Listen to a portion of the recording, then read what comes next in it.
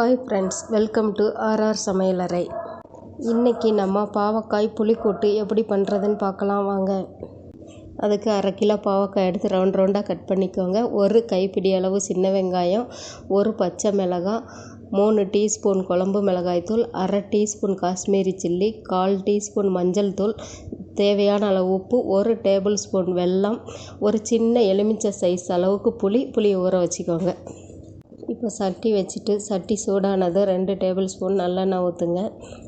எண்ணெய் சூடானதுக்கப்புறம் கடுகு உளுந்தம்பருப்பு போடுங்க. கடுகு பொரிஞ்சதுக்கப்புறம் கருவேப்பிலை போட்டுட்டு கட் பண்ணி வச்ச வெங்காயம் போட்டு வதக்குங்க.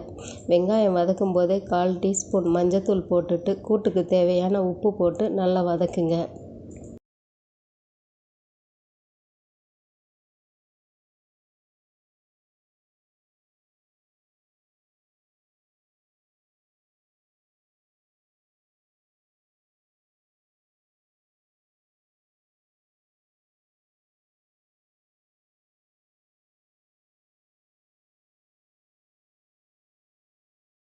இப்போ வெங்காயம் நல்லா வதங்கினதுக்கப்புறம் குழம்பு மிளகாத்தூளும் காஷ்மீரி சில்லி பவுடரும் போட்டு நல்லா வதக்குங்க.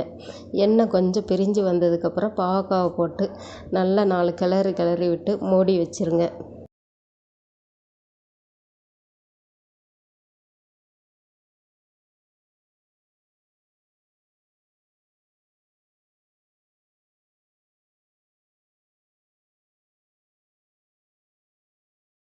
இப்போ நடுவில் மூடி எடுத்துட்டு அப்பப்போ கிளறி விடுங்க. அடுப்பு மிதமான தீயிலேயே இருக்கட்டும்.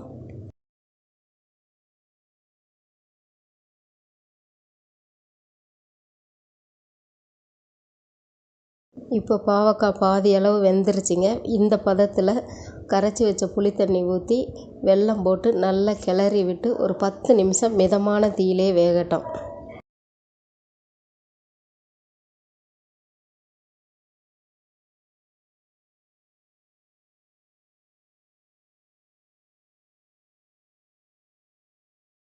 இப்போ பாவக்காய் நல்லா வெந்ததுக்கப்புறம் கொத்தமல்லி இலையை தூவி விட்டு இறக்கிக்கோங்க.